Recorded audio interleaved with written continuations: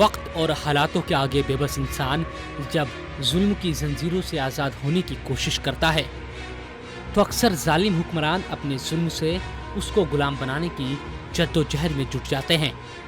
अक्सर लोग कहते हैं कि वक्त का मरहम तमाम जख्मों को भर देता है, लेकिन कुछ जख्मों के घाव ऐसे होते हैं जिनका दर्द जिंदगी भर महसूस होता रहता है। वो दर्द इंसान के जज्बातों को बार बार बाहर ला देता है और चाहकर भी हम उसको नहीं भर पाते। कुछ ऐसा ही जख्म है उत्तराखंड के लोगों के दिलों में रामपुर तिराहा गोली कांड का। वक्त गुजरते गुजरते 2 दशक के करीब आ पहुंचा है, लेकिन हर बार जब भी 2 अक्टूबर आता है उत्तराखंड में लोगों के आंसू भी उस काली रात को सोच कर निकल आते हैं जो जुल्म 1 और 2 अक्टूबर 1994 की दरमियानी रात को उत्तर प्रदेश पुलिस ने बेकसूर निहत्थे लोगों पर ढाया था। एक ऐसा वाकया जिसकी बानगी आज़ाद हिंदुस्तान में तो देखने को नहीं मिलती। हाँ, अंग्रेजों की गुलामी के दौरान जरूर ऐसे हादसे पेश आ जाते थे। अलग उत्तराखंड की मांग को लेकर पूरे पहाड़ के लोग दिल्ली की तरफ जा रहे थे। किसी तरह की हिंसा नहीं थी और ना ही किसी तरह का शोर शराबा था। सब कुछ कानून के मुताबिक था, क्योंकि हमारा संविधान भी हमें इस बात की इजाजत देता है कि लोकतंत्र में आप अपनी बातें सरकार के कानों तक पहुंचाने के लिए ऐसा कर सकते हैं। लेकिन जालिम हो चुके थे यूपी पुलिस और उनके आका। रामपुर तिराहे पर लोगों को रोक दिया गया, उनको आगे नहीं बढ़ने दिया जा रहा था। लोग एक ही बात कह रहे थे कि उन्हें अपना उत्तराखंड अलग चाहिए, क्योंकि लखनऊ बैठकर पहाड़ों में विकास की रूपरेखा तैयार करने वाले नेताओं को ये पता नहीं होता कि आखिर लोग पहाड़ में किन दिक्कतों से दो चार हो रहे हैं। 1994 में हुए अत्याचार को लफ्जों में बयां नहीं किया जा सकता। उस मनहूस घड़ी के कई लोग चश्मदीद हैं। आज भी मामला अदालतों में चल रहा है, लेकिन किसी को सजा नहीं मिली। रामपुर तिराहा गोलीकांड में रिपोर्टिंग करने वाले मुजफ्फरनगर के वरिष्ठ पत्रकार विजय कुमार शर्मा बताते हैं कि वो मंजर याद करके उनकी रूह कांप उठती है। विजय रामपुर तिराहा गोलीकांड में सीबीआई के गवाह भी है। विजय कहते हैं कि उस काली रात के बाद जब हल्का सवेरा हुआ और रात को कत्लेआम के बाद पुलिस ने शहीद हुए आंदोलनकारियों के शव को उठाना शुरू किया तो शवों के खून से जमीन पर पूरे निशान बन गए थे। यही नहीं, आसपास खड़े पेड़ों के तने गोलियों से छलनी हो गए थे, जो इस बात की भी गवाही दे रहे थे कि 1 और 2 अक्टूबर की दरमियानी रात यूपी पुलिस जालिम बन गई थी और उन्होंने बेगुनाहों पर बहुत जुल्म ढाया था।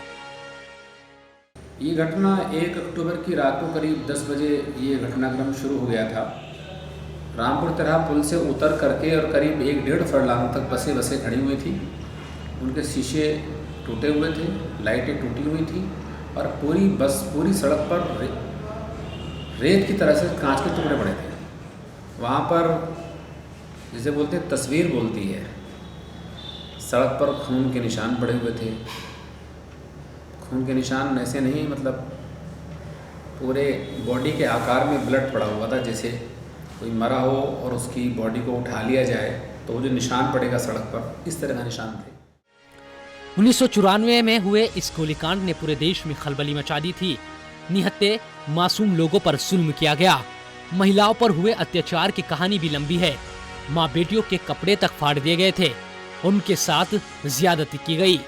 इस गोलीकांड के चश्मदीद कहते हैं कि पूरा नरसंहार सोची समझी रणनीति के तहत किया गया। रात के वक्त गाड़ियों को रोका गया तो पहले उनकी लाइटों को तोड़ दिया गया। उसके बाद जब अंधेरा हो गया तब ये पूरा खूनी खेल खेला गया। रामपुर तिराहे के पास मौजूद बागवाली गांव में रहने वाले मुरसलीन बताते हैं कि वो उस रात सड़क के करीब मौजूद अपने खेत में पानी दे रहे थे, लेकिन गोलियों की आवाजें और लोगों पर हुए अत्याचार से वो बुरी तरह डर गए। वो ये कहते हैं कि उस रात पुलिस के जुल्म सितम से बचने के लिए कई लोग गन्ने के खेतों में घुस गए थे।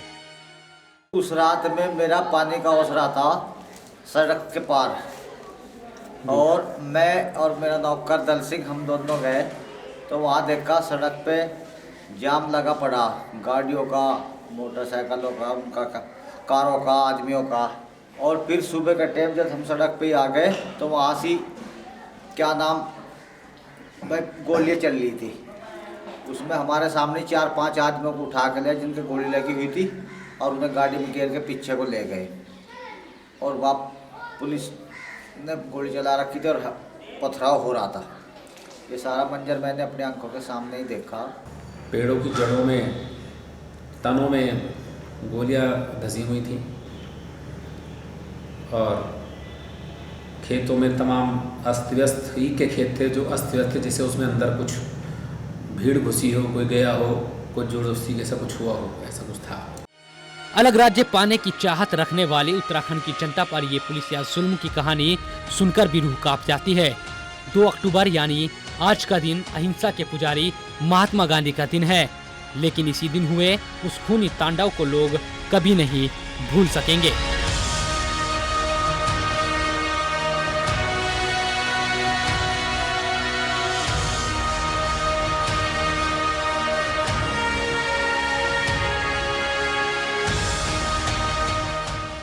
दो अक्टूबर यानी महात्मा गांधी का जन्मदिन पूरी दुनिया में विश्व अहिंसा दिवस के तौर पर मनाया जाता है, लेकिन यही 2 अक्टूबर सन 1994 में उत्तराखंड के लोगों के लिए जख्म बन गया।